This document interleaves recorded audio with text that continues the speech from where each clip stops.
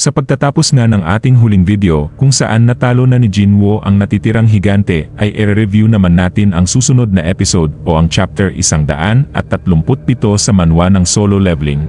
Ito nga pala si JB Habi, sit back and relax and enjoy the video. Nag-umpisa ang eksena kung saan nag-level up si Jinwoo mula sa pagpatay niya sa higanteng halimaw.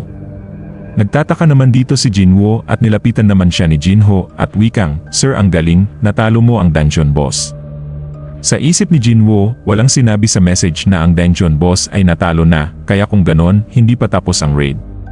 Dugtong nito, wala ring lumalabas na itim na usok sa higante na ito kaya imposibleng gawin ang shadow extraction. May napansin naman dito si Jinwoo at pinatigil niya muna si Jinho sa paglapit sa kanya.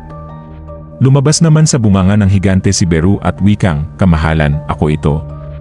Nawala naman ang pag-aalala ni Jinwoo at wikang, "Ikaw pala yan," pero sa isip nito na magkatulad ang presensya ng magic power ni Beru at ng halimaw kahit napatay na ito. Bigla namang nagpakawala ng aura ang gate at nagulat naman dito si Jinwoo. Kumalat naman ang malakas na aura sa paligid at sa isip ni Jinwoo na ang magic power na ito ay sobrang lakas. Nag-alala naman ito at agad niyang chinek si Jinho. Prinotektahan naman ito ni Igris at nakahina naman ng maluwag si Jinwoo.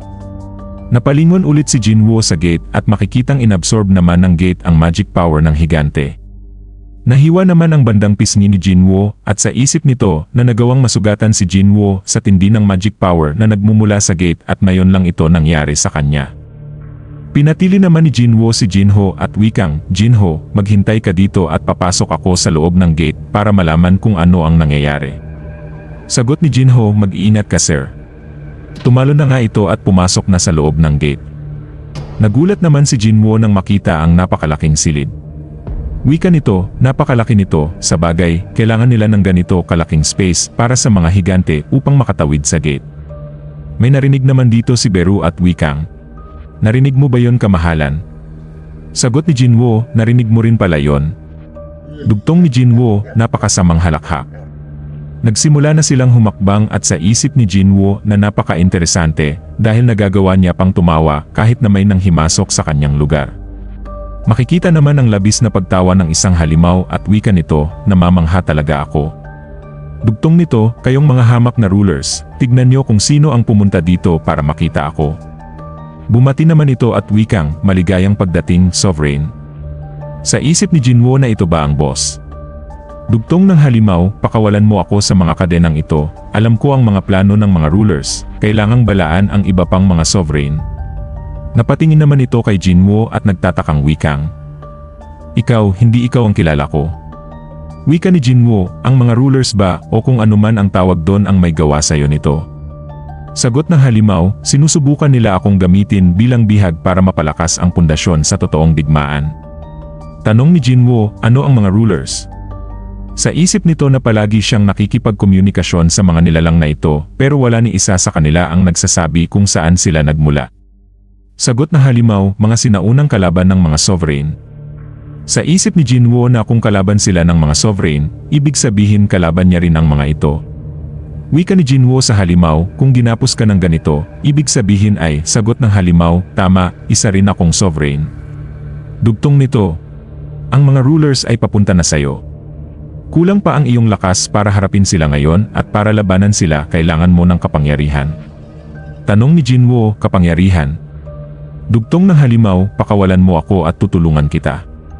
Wika ni Jinwoo, "Tulong, isang halimaw tutulong sa isang tao, inaakala mo bang maniniwala ako sa ganon?" Wika ng halimaw, "Papaniwalain kita." Nagulat naman si Jinwoo nang mag-enchant naman ang halimaw ng isang spell at naghanda naman si Jinwoo para ilabas na ang kanyang dagger nang bigla namang nakatanggap ito ng notification. Sa notification, wika dito, ang hari ng mga higante o ang monarch of the beginning na si Lydia ay ginamit ang skill na Oath of Fate. Kung tatanggapin ni Jinwoo ito ay hindi sila pwedeng magsinungaling sa kanilang dalawa. Nagdalawang isip naman dito si Jinwoo pero tinanggap niya pa rin ito.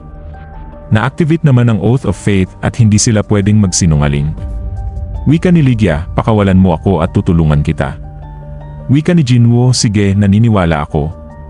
Nagulat naman si Jinwoo nang hindi niya matuloy ang kanyang pagsasalita.